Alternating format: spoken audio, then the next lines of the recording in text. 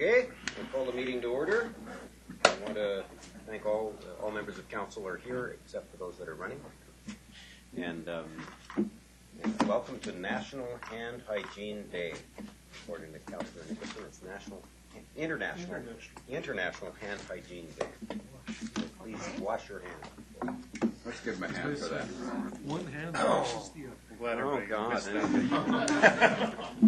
I have. Where's this bean, Richard? Just a I have second. something I'd like to add to the agenda quickly. It's for public. Okay. What is it? It's to do with Shaw TV. Okay. Okay. The schedule for the broadcast related to this. Yes. Okay. That's okay. Thank you very much. Anybody else adding anything to the agenda? Okay. First item are minutes of the council and committee meeting held on April 29th. The recommendations that the committee approve those minutes. Moved. Second. Favor? Opposed? Carried unanimously. Item 2 is a report regarding the community grant program follow-up. The recommendation is that the committee receive the report for information. Move receipt. Second. Councillor Reid, second by Councillor Nicholson. That's it.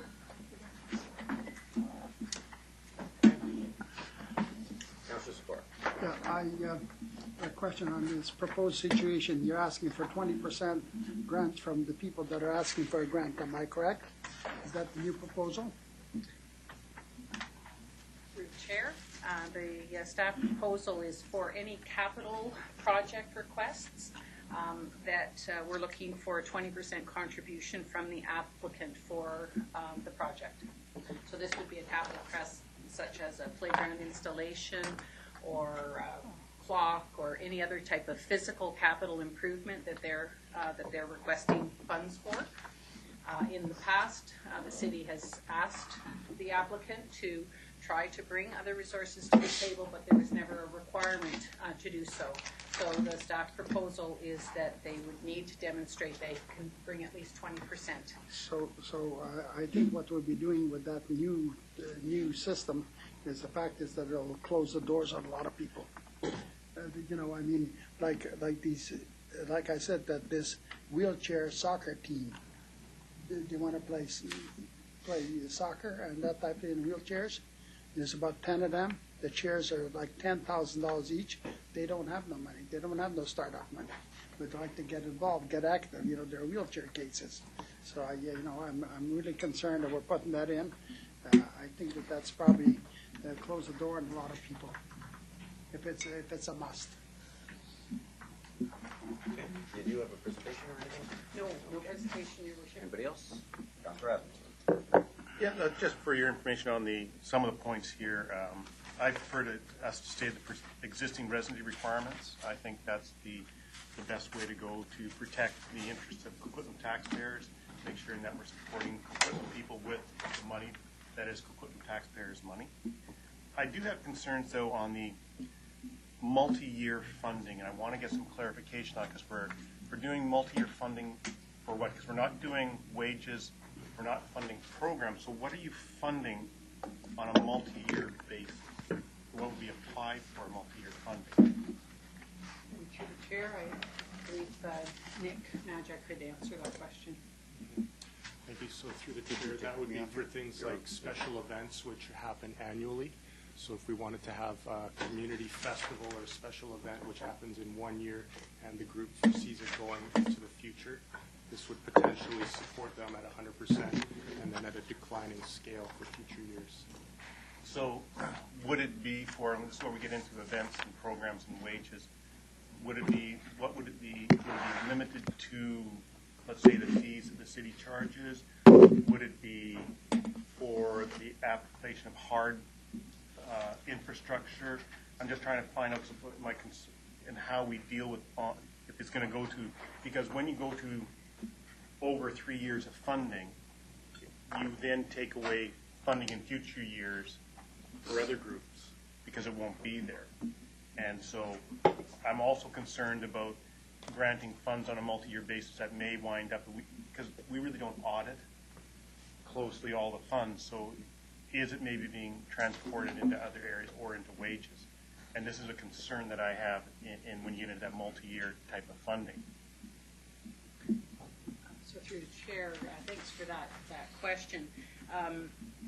In the example that Nick provided on an event, sometimes it takes several years for an event to develop and get the community support behind it. The kinds of expenses that are needed to get an event off the ground are some of the city service costs that Councillor Adamson had mentioned, but it's also production costs, renting of stages and sound equipment and whatnot. That represents a significant cost.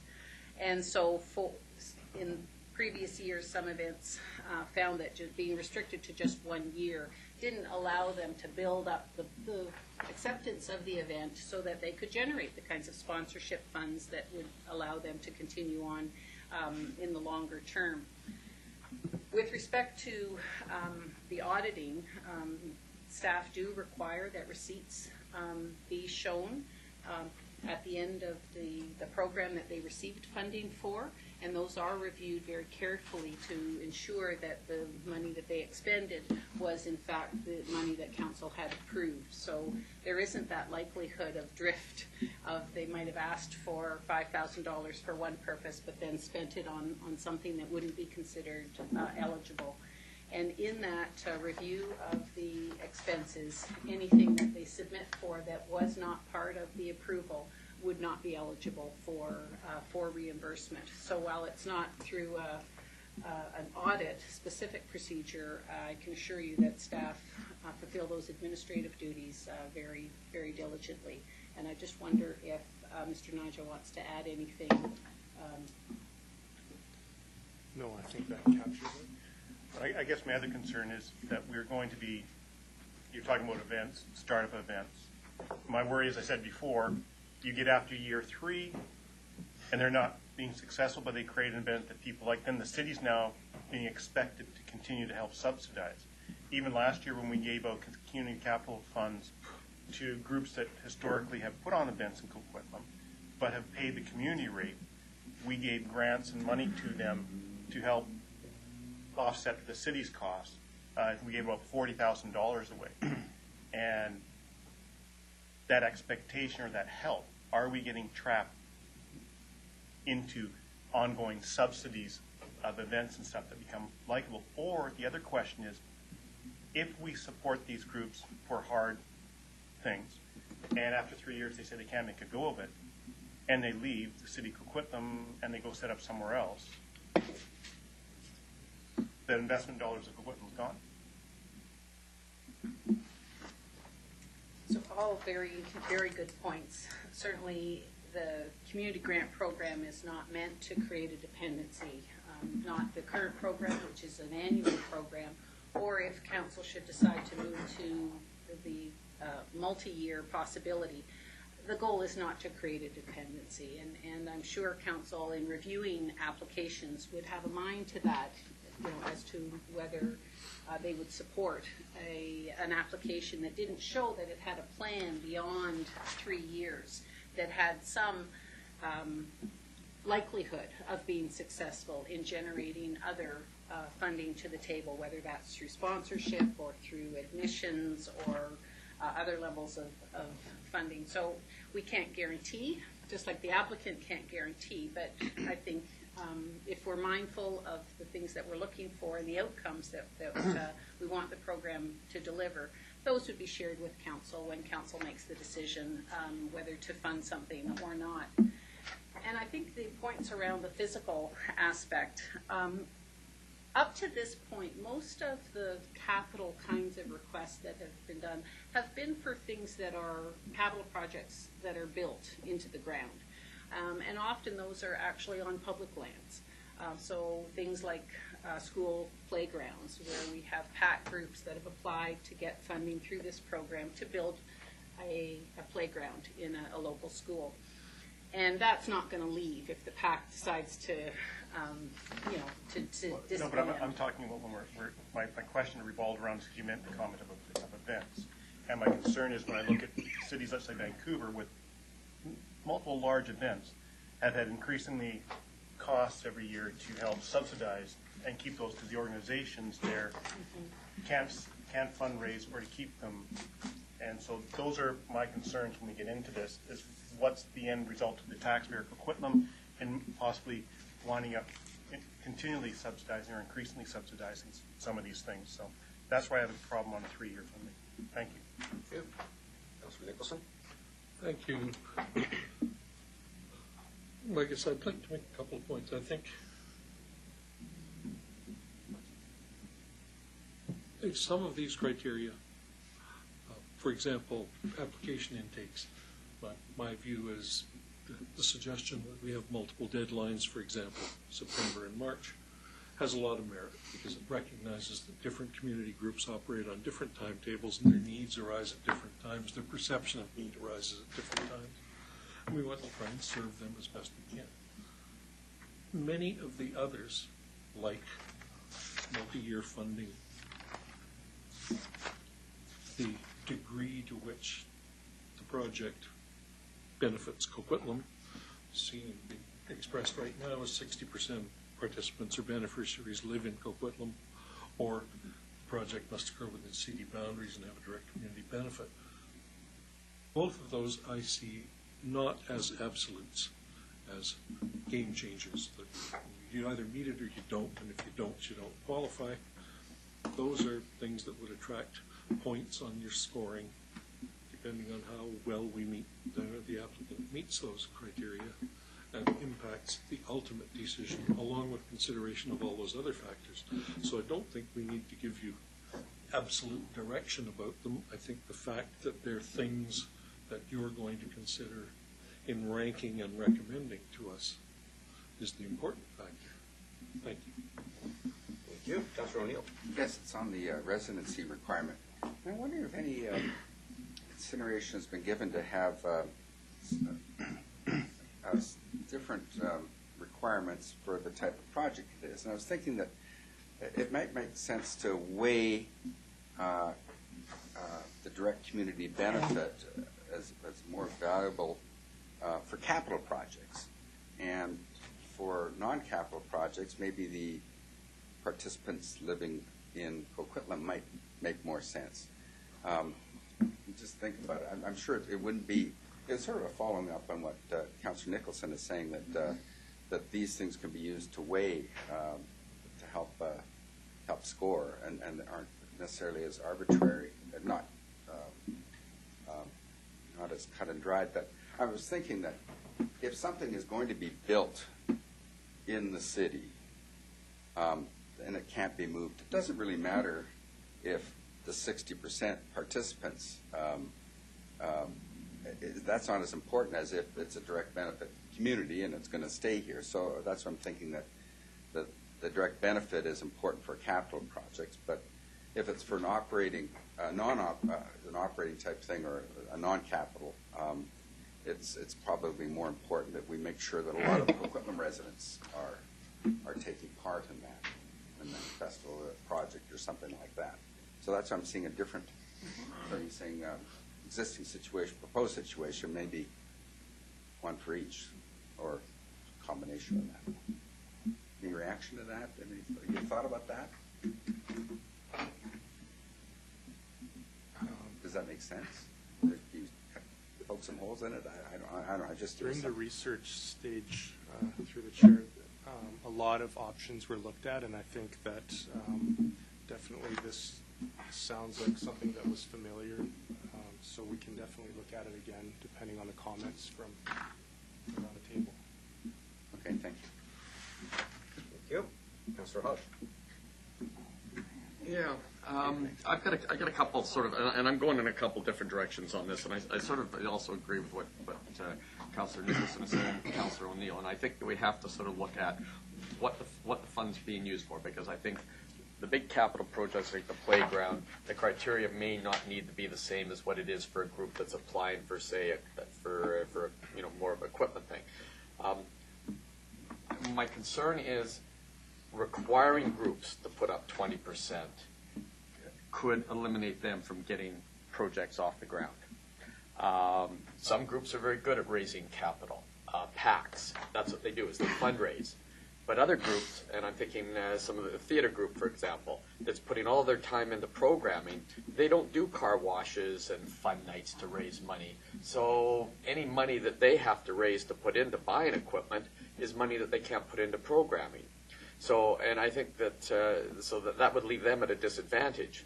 And by capital, to me, capital is $80,000 playgrounds, and in most cases, playgrounds are going to cost $130,000, or there's always more that they want. In which case, they're going to naturally go out and look for other funding because they want to build bigger and better. A group that's looking for speakers or a PA system, that's still considered capital, but it's a very different type of capital than a $80,000 playground where you've got a committed group of parents that are working. And I'm not saying that they shouldn't get that, and I'm not saying that the group that's providing programming shouldn't get the speakers and things that they need. But what I'm just saying is that not all groups are set up to do matching or to look for matching funding. And I think most groups are already out there looking for partners and extra funding. So I think that naturally that's going to happen.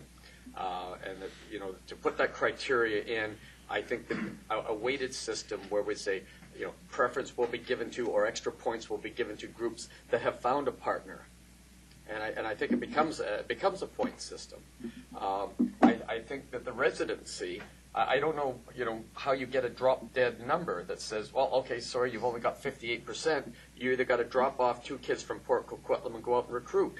And I know groups that now start looking at their numbers because they're worried about field allocations or other things that cities are watching them. And it becomes very difficult for these community groups to operate if they have to start watching what their mix is, what their residency ratio is.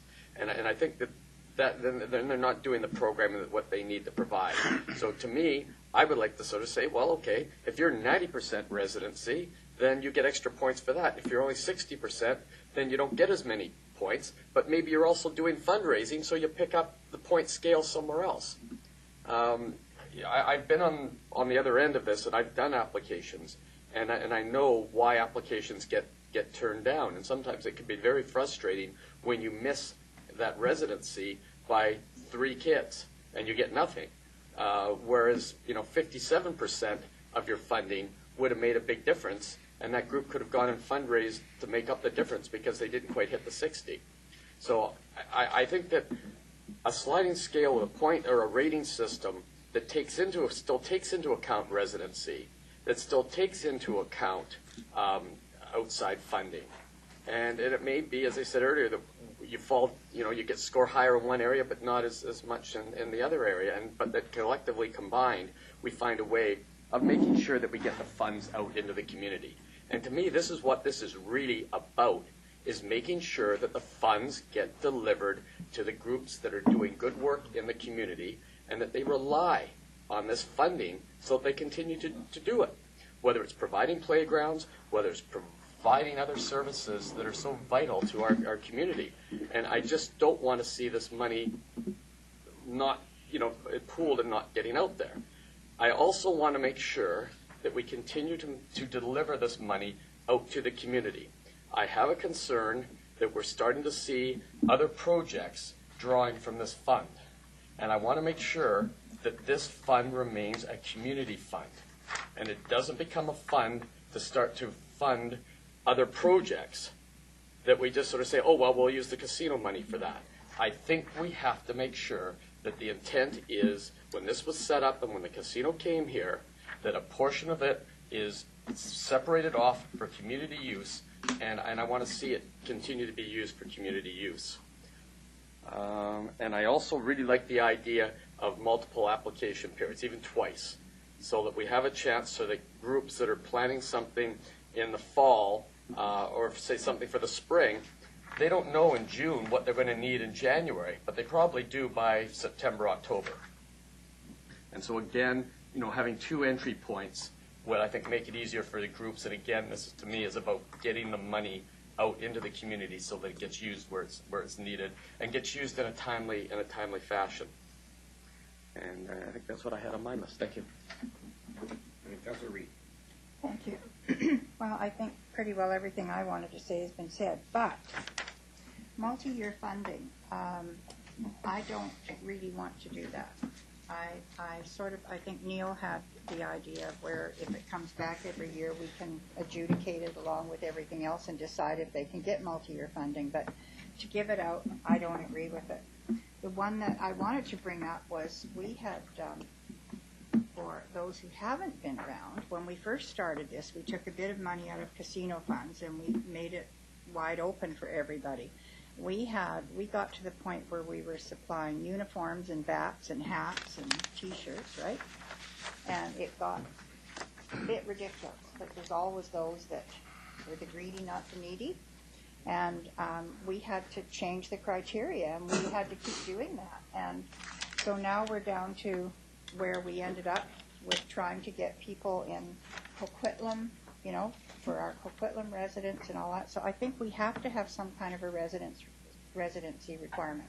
However, when it comes to things like Boy Scouts and Girl Guides and those children things that are sort of well-known and nationally known, I think if the residency requirements aren't quite 60, you know, in areas like, I guess, Burke Mountain, where we're on the periphery of our own city, I think we have to be able to have some kind of a system, a weight system, and I think we have to do that.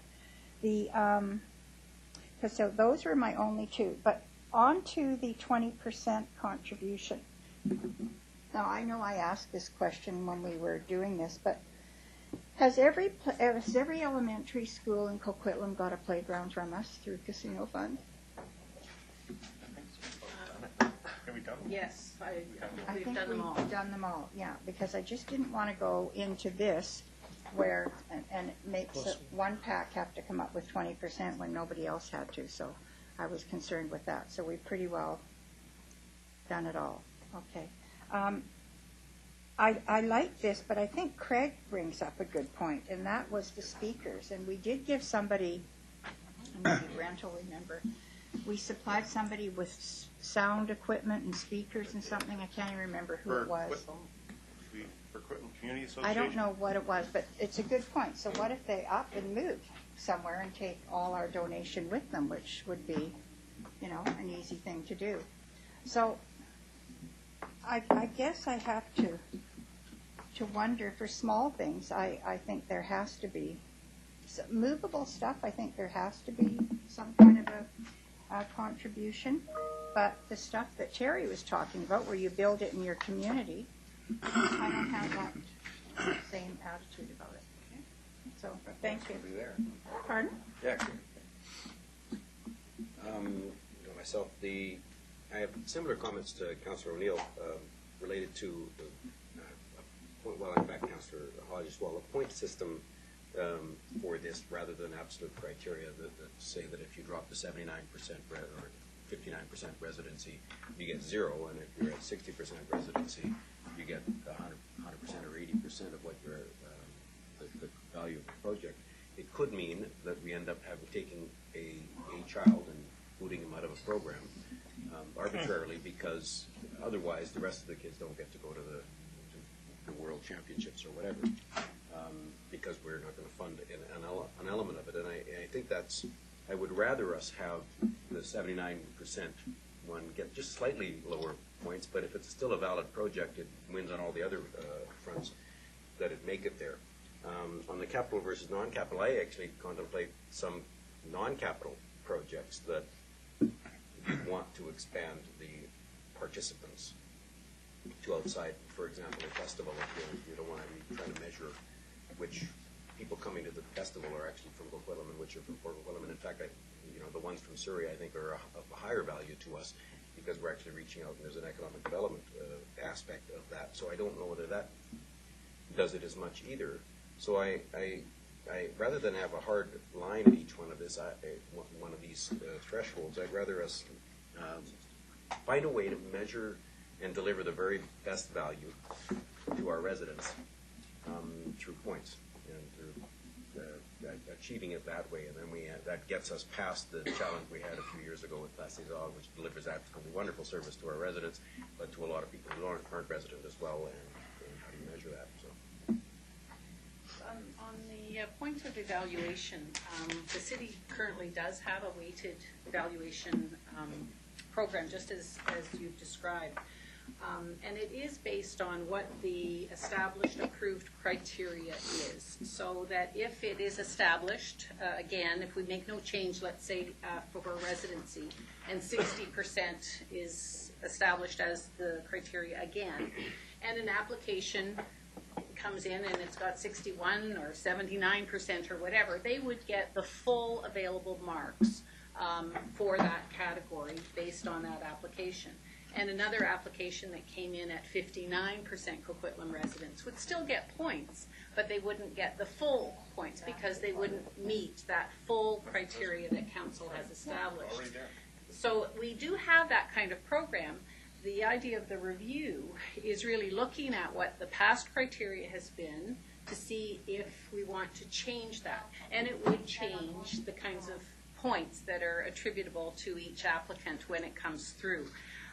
So as an evaluation methodology, it has proved to have some benefit because when it gets reported out to council, you get to see the full series of applications and how they've all been weighted out in terms of which were the applications that met or exceeded all the criteria. They obviously would have more points than those that only achieved some and got partial marks for others. But it's very helpful to the groups when they know the criteria that council is looking for. And then they themselves know how to express their needs to match that criteria for your ultimate evaluation. Okay, and that's fine, but I'm not sure why we need the threshold at all. If, in fact, if we had a very smooth factor, the development factor that is residency, so that the group that's at 59% isn't absolutely worlds apart from the group that's at 61%, because obviously because of one child, they've missed the mark. And likewise, the group that's at 20 gets measured the same as the group that's at 59 because they don't make the residency. So why not take the residency percentage and make it a factor so that you take all of your points and multiply it by the 59% or by the 61%, so that in the end, our evaluation is smoother. It doesn't have those jumps. We could do the same thing with the amount that the contribution, the 80%, the 20% contribution. If a group was able to find 50% of the value of the project, then it ought to get not just we met the criteria the same as the group that got 20% of it. No, we actually got 50%. So our contribution factor is 0.5 instead of 0.2, and therefore the whole thing becomes a little bit smoother. So I think we're getting there. I don't ever want to penalize a group that doesn't have any contribution. I don't want to penalize a group that doesn't meet the residency requirements. I just want to make sure that we're giving the best value to our residents, or rather, to our community for these contributions. I think we're getting there. And I've got two more for the second time, Lou and. Yeah, okay, thank you. Yeah, I also, I don't know how you weigh out this 3-year program. On what basis did you weigh it out that it should be 100%, 75%, 50%? What did you use to come up with those figures? I'll ask Nick to respond to that. I believe it was from the research with permission of the chair. Yeah. What type of research?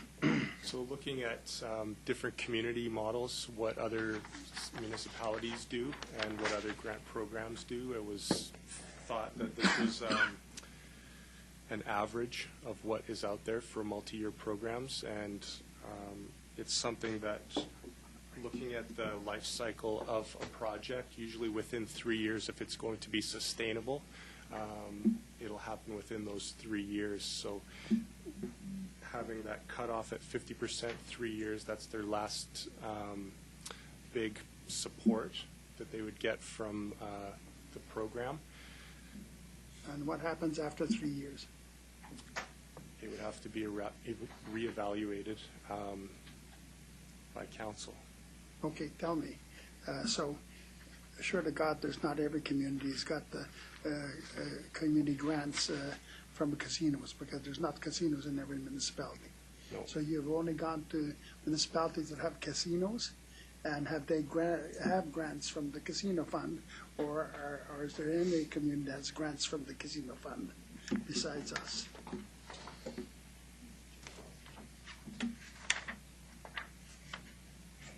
I'll respond to that.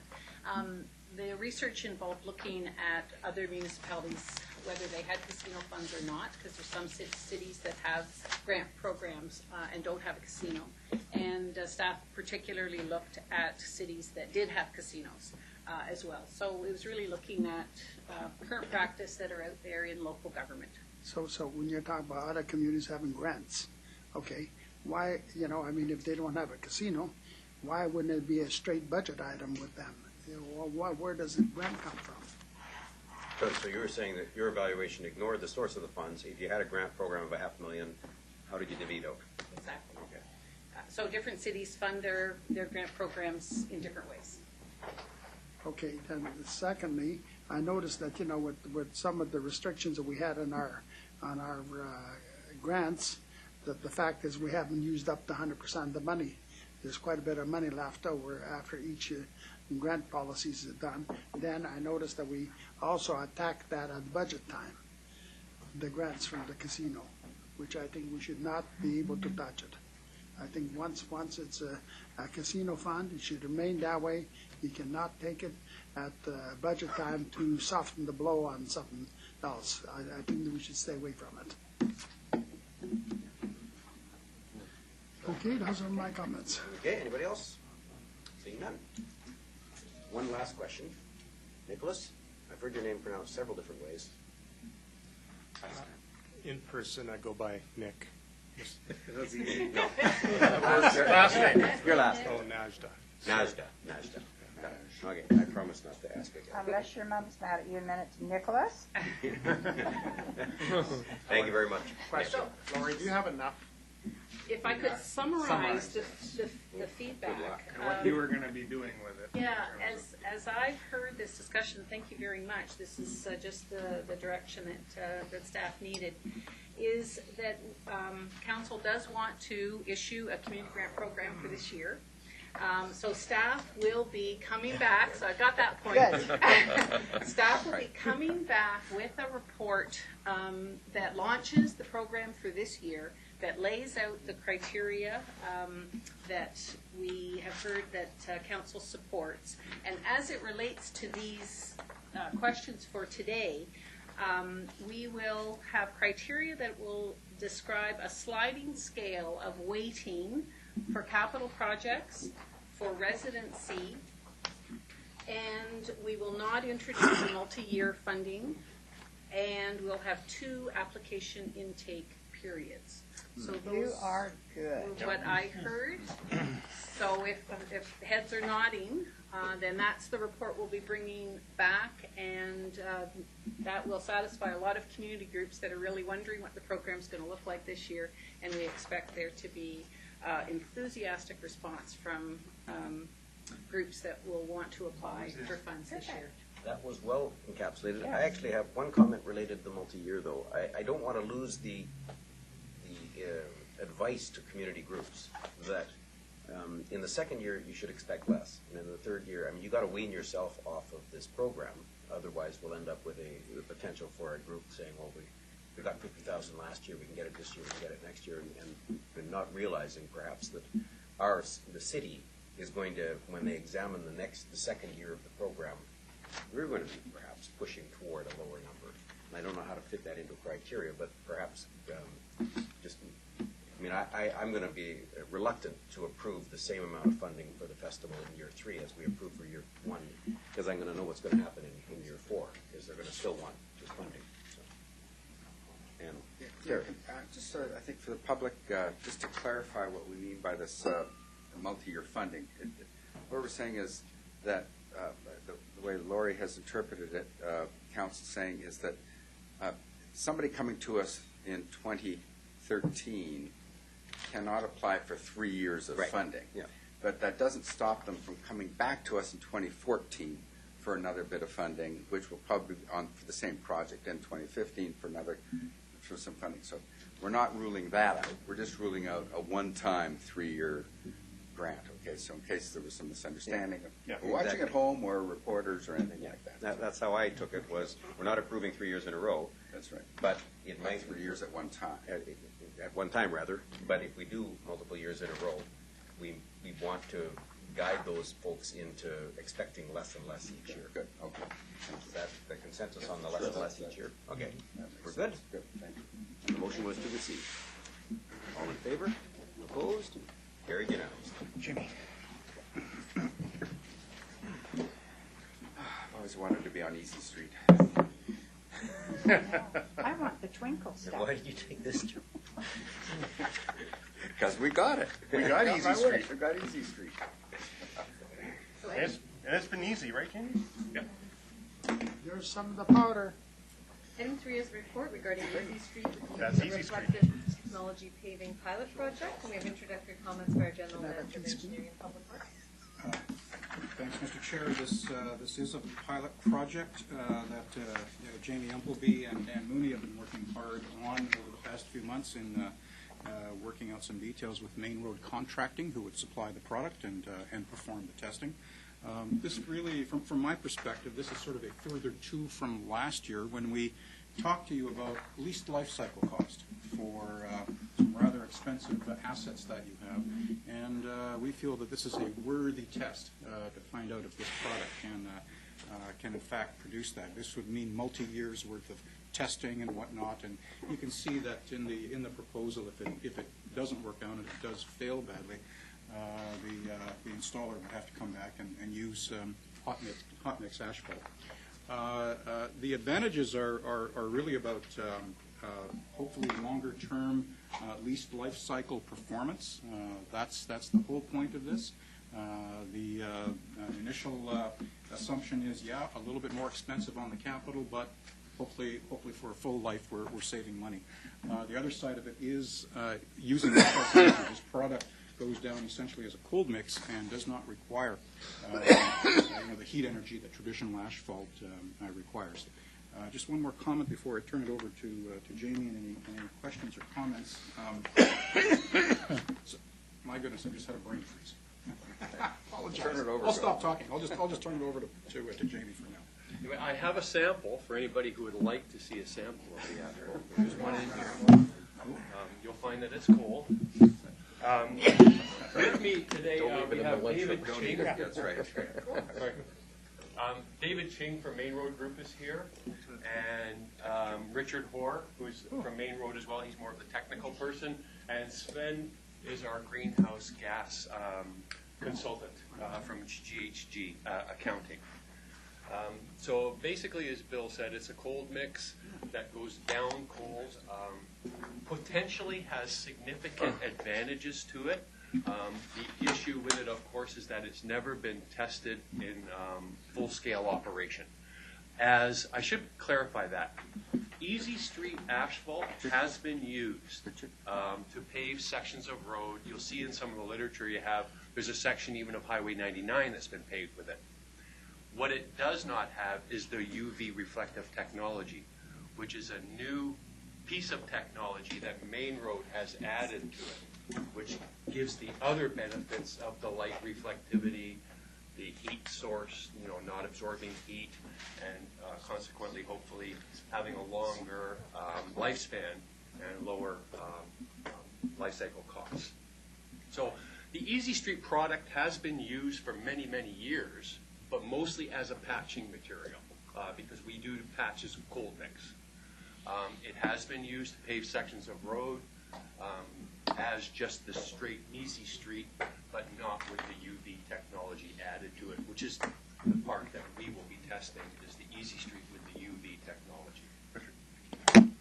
It doesn't taste that good, though. Oh, jeez. Councillor Reed. Okay, not being an asphalt person myself, or whatever it's called, what I wanted to do when we talked about roads last time is my biggest complaint is the fact that the lane dividers, you can never see them after a year or so, and especially in our dark, rainy nights here. When we're doing this test section, can we test out some of the things we were talking about there? It is possible. We have already put in some of those recessed cat's eyes and things like that. We could test some different painting products and things like that. But You were mentioning there's some sparkly Yeah, things and rain there's line. stuff, Yeah, and I'm they call just it wondering rain if we're gonna have a test section, maybe we could we use can it talk for to Main Road. They'll be doing the for a painting couple of of it after different they're things, done. and we can sort of see what they all look like at once. Yeah, we could try it. Yep, Talk just to a them. comment. Perfect, thank you. Councillor Sikora. Yeah, thank you very much. Looks very, very good. Where can I see some of this paving in Canada, anywhere? Okay, on Highway 99, Whereabouts? if you drive Highway 99 southbound, it's southbound, right? Yeah, southbound on Highway 99, just after you go through the Dees Tunnel and you come up by the Delta Works Yard on the right-hand side, Yes, you'll see a section of road that looks new black. yes.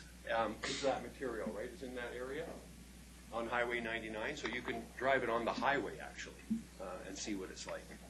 There is a section of University Boulevard that's been paved as well, Yes. out by UBC. Yes, I noticed that. Yeah, Okay, so I that's was been wondering paved what, with I it was as well. wondering what was on there.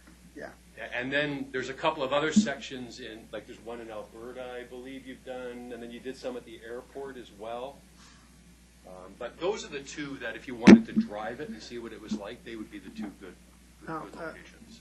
you'd still put the thickness of what you'd put on the blacktop. Let's say if you were going to use 2 inches of blacktop, you'd use 2 You'd inches. use 2 inches of this as well, yes. Okay. Now, May mentioned the lane divider. When you're painting the lines, Yes. if it's that kind of color, or it looks like cement fairly well, doesn't it? Yes, it does. Yeah, Oh. what you do is you actually, you'll have a white line, and it actually looks like it'll have a black border around it, so it makes it stand out a little bit. Okay.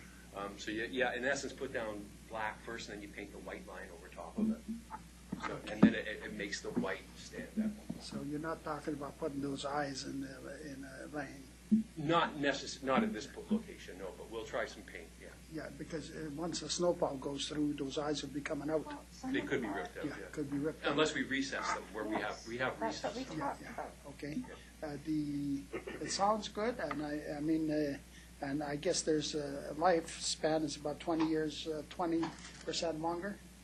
Well, and actually, it's 20% cheaper. We're hoping the lifespan is significantly longer, actually. Yeah. By more than 20%, Wow, hopefully, that would be cool. in terms of repairs and things like that.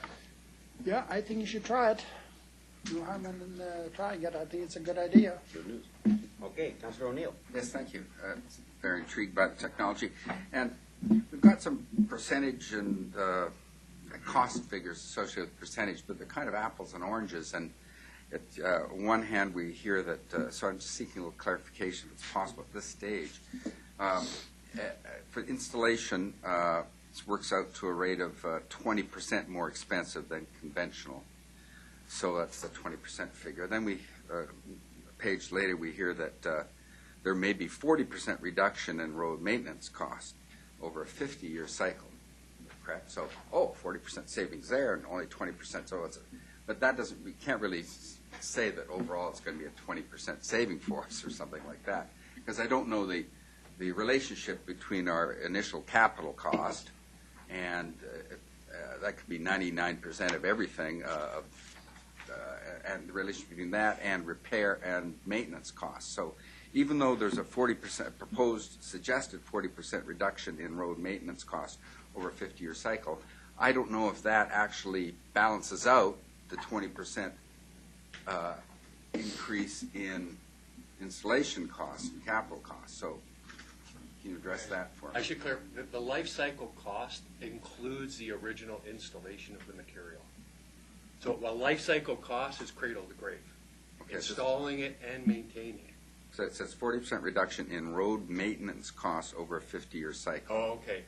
That is over its life of 50 years, so that's from cradle to grave. That's road Yeah, it should be. maintenance. I should have made that a little clearer. It's a 40% over the life. Oh, No, but he said maintenance, but you meant the installation and maintenance. It's installation and maintenance. It's So- life cycle cost. We understand. Yeah. Okay, so that, Just the okay, maintenance that's word why I was- was Yeah, confused that there. should So, have- yeah. so now, okay, so you've actually answered the question for me, because you've inserted the word installation, and so installation means not just laying it down, but actually buying the product? Yes.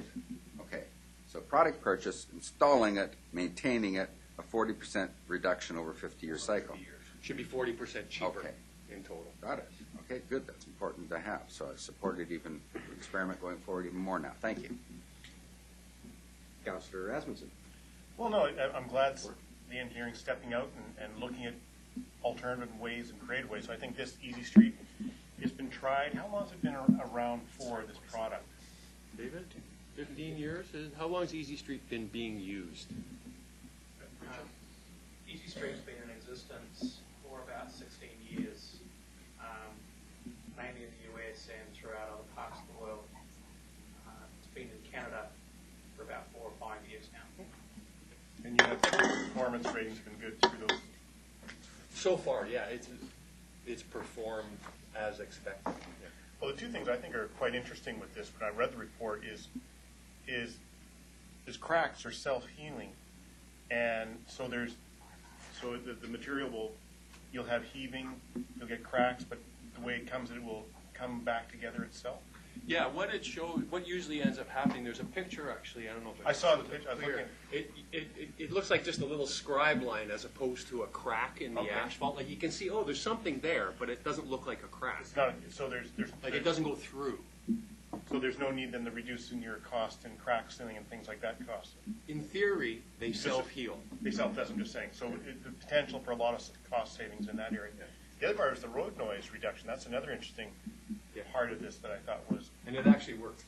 Well, that'll be quite nice to a lot of people living around, and especially since it's the UV part of it, reducing the heat and everything. So I think it's a really an interesting technology. I hope it works and it would be beneficial on all. So this is going from both the lights at Mara south. It's going to start just south of the intersection at Como Lake. Oh, you're doing the action? Okay. Yeah, and then it'll go in front of the fire hall for about 500 to 600 meters. Okay. Be great to see. When do you plan on doing the work? We have. June. They'd like to do it in June. Yeah. Good. We have to line all that up with them. Yeah, so let us know what's done. Thank you. Okay, Councillor Hogg. Yeah, I was just going to comment on the noise factor, and I think that's something we'd like to see.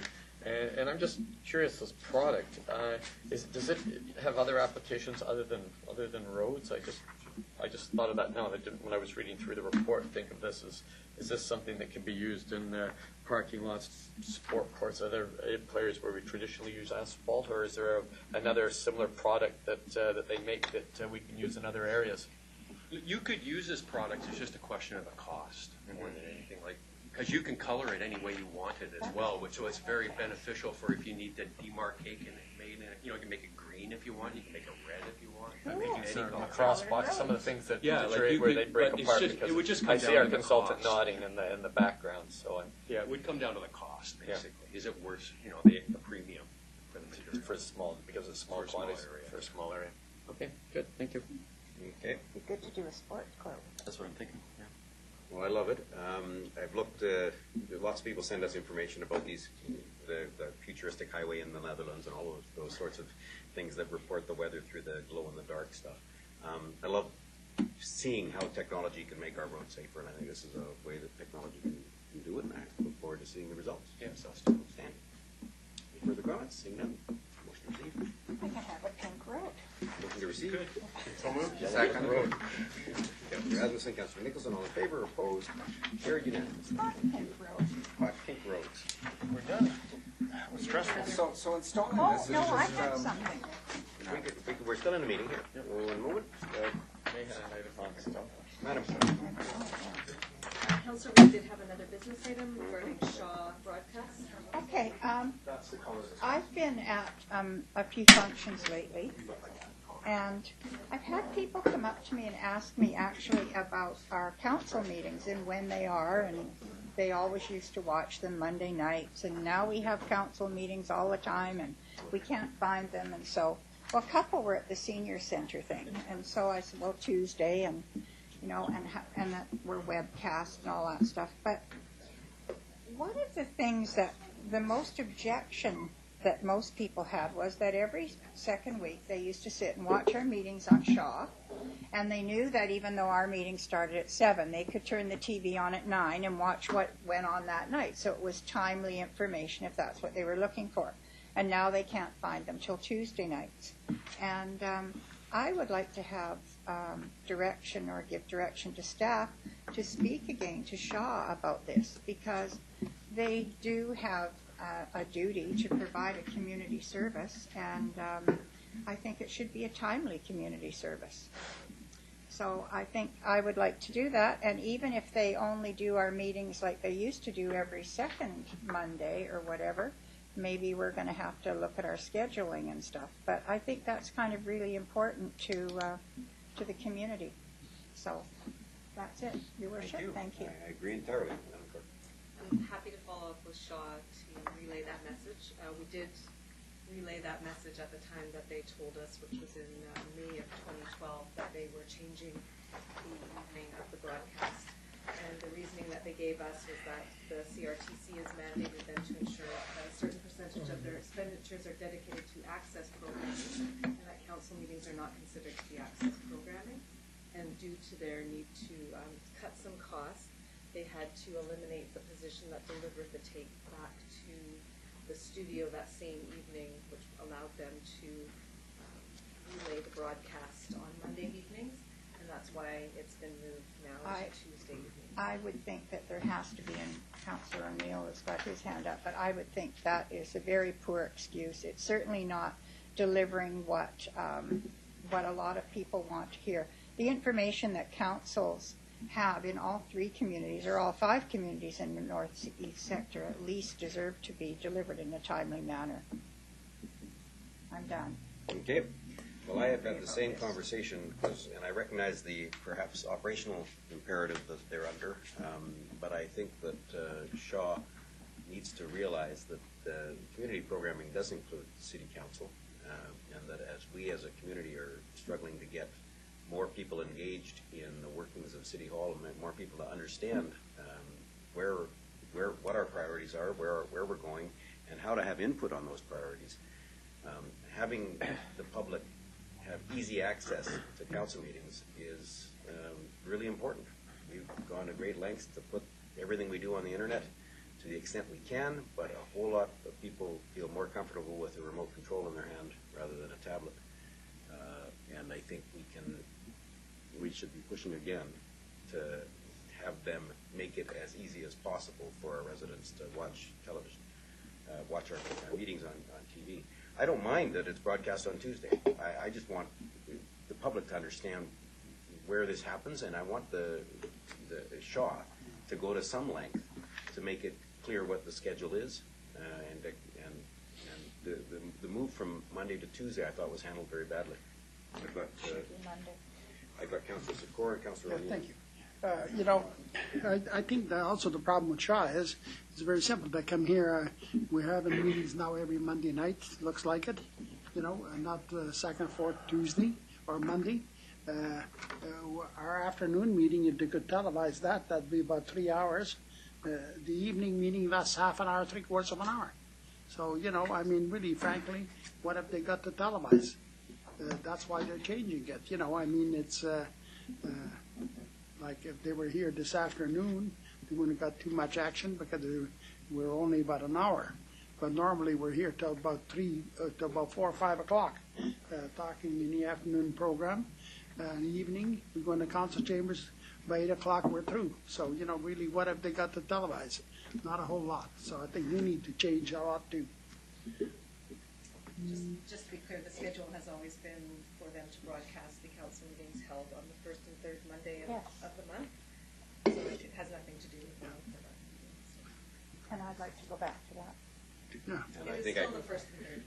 I think I can count on one hand the number of times we've been done in half an hour over the time that I've been on council, but maybe you weren't here. Councillor O'Neill. That's right.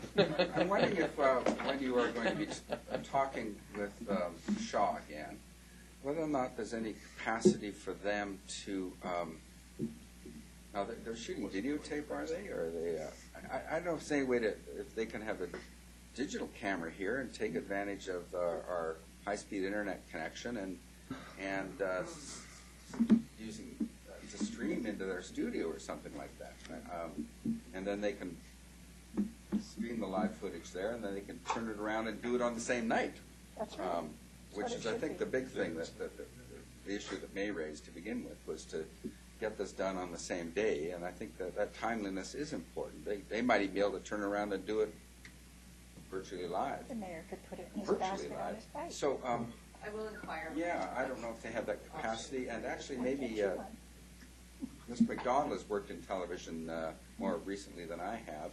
Is there something, do you have any input on that? Well, it actually boils down to the capacity of the camera you're using as well, because if you don't have the proper number of pixels in the camera, the resolution on the screen will be quite poor, even if you send it back via technology. So, and the other part of that's a bit of a challenge is you need bodies at the other end to receive the information, get it out through the master control and do all that. So I would suggest to you, based on what I've seen of cable operations, they don't have a lot of live interaction during the evening with their programming, so they may not have a master control that you would need to take that signal and then get it back out on air. And it's probably, I've never attended their facility, but I would suggest to you it's a computerized master control. Okay. Something we can ask them about anyway, whether they've got that capacity. Thank you. Councillor Hodge. Yeah, Councilor O'Neill covered part of mine, which was today with all the new technology, and you can get a high-def camera now for about $400. There seems to be that maybe with new technology is a way to get a feed directly to them. But of course, it didn't occur to me that you're right. There'd have to be somebody at the other end to receive it. And I suspect that what they're having here is two issues. One is using the technology, which is tape. But even if we found a way to get the tape, would there be somebody at the studio to load it up? Or is this just a case they're loading it up Tuesday morning, they pre-program everything to run that night, and there's nobody actually there? It just seems to me that with the amount of work that our city has done, and some very good work by our communications department to get information out to our residents, that we're really missing the boat on one of the simplest forms of getting our council meeting up, which has traditionally been cable TV, and that maybe there's a possibility for our communications department to work with them to try to see if there's a solution to doing this, or we can maybe give some suggestions to them, because I really think that as we try to encourage public engagement and to be aware of what's going on here at council, that making sure that people can get the information in a timely manner and in an easily accessible manner, because we're right, not everybody has an iPad. Councilor Rasmussen. Well, thank you. My comment would be that we can work with Shaw to help advertise whether it's a Monday or a Tuesday to make it more aware, if you will. I think the other thing comes down to the CRTC. I think the other issue that we're facing with Shaw is going to continue is the fact that Shaw as a cable provider is required for the community programming, but they have competition in the market with TELUS, for example, and they're losing market share of their clients. And if you go to TELUS, you don't get community channels, you don't get council at all. So here you have other television operators providing television services to people with no commitment to community programming. I would argue that the CRTC should be making those agencies help fund community television and make it more sustainable, because the problem for Shaw is they're losing share, they're losing money, and they're having to reduce because they don't have the same dollars coming in anymore. And that's, I think, their biggest problem. And it goes back to the CRTC, where you've got TELUS or Bell or whoever is providing television service. People in these towers over here most of them have TELUS. And if they're on TELUS, you don't get community program. You won't get it no matter what day it's on. And so a large percentage of your population here now, or not large, but a growing percentage, is no longer Shaw. It's another provider, and they won't get it. And I think that's wrong. I think that's where CRTC has to look at community programming and have it funded from all television providers and have it provided. And that's where the proper funding would come in place to make it long-lasting. Mr. McDonald. And just through the chair, several years ago, there was a bit of a standoff between municipalities and the CRTC and the cable providers. And at one point, all of the Yep. uniformly. That's right. Rogers, Shaw, Yeah. you name it, they were going to drop it. And it was the pressure from the municipalities that changed a lot of that. People got together and said, hey, wait a minute, this is not appropriate, this should be part of your base service that you provide. And it was the kickback then, and that's over 10 years ago that happened. So there's been a lot of changes in the horizon since then of ownership, control of what, satellites, you name it, there's been a massive change since then. So the world has evolved one more time. So perhaps it's time for municipalities to stand up again and say this is part of the core. Well, it's just not for the cable companies, but all television providers to fund into community programming and have it on available and access directly to all providers that you get it. So when you move into a building or you have TELUS or Bell, you still get your community programming because those people don't get it at all. They don't have to put any money into it. So I just think it's being unfair to Shaw to have to carry that whole load, and that's why it's getting whittled down all the way down. And so that's my issue on that. Councilor Reid. So would we be good to put something into UBCM? I'll move it. And we can let Mr. McDonald figure out what it is we're going to put in that would make sense, because UBCM is all over the province. But, I mean... And FCM, too. And FCM, but I mean, the apathy that people have about elections and stuff, maybe if they started to actually watch the meetings and learn what the heck we're doing, I don't know. I just think it's wrong, and it should be on the same night. It should be, if it can't broadcast live, then it should at least be like it was delayed for 2 hours, but I really think it should be. So how do we do that, Mr. Stevlin? Do we ask Mr. McDonald to... I would just ask administration to follow up on the various ideas highlighted here, including talking to Shaw and drafting Alice. appropriate resolutions to UBCM and FCM so that compendium of municipalities act together. Perfect. Thank you very much. And in the end, this will all change, I think, relatively quickly in the coming years. My children don't use television the way we did. They use the television station they watch is an internet station or a collection of internet stations, and none of them will have any requirements placed upon them by the CRTC because the internet is supposedly free of those kinds of restrictions. So life will change. And I think we as a community, we're down that path. We've got live streaming of meetings. We had it long before most other communities. We need to keep up to date with those technologies to make certain that we can continue to keep our citizens engaged. Final comment. Go ahead. I thought mine was. That's all right. But you go ahead. Final Yours will comment probably from be better me. than mine. No. But actually, I was actually thinking of exactly, not exactly yours you concluded with, but it may well be that in the future we just might have to do it ourselves with better technology than a camera that's sitting in the ceiling.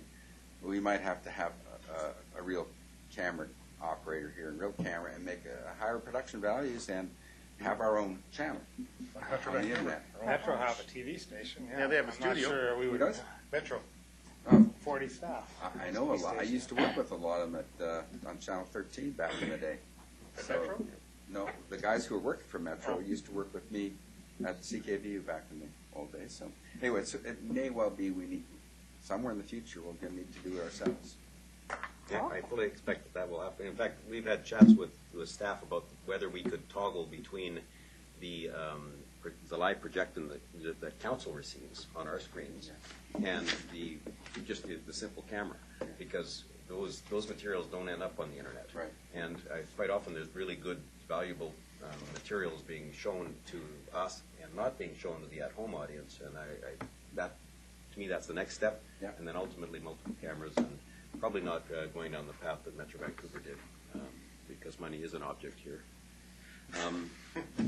Any further discussion? Mr. McDonald. With the 40 staff.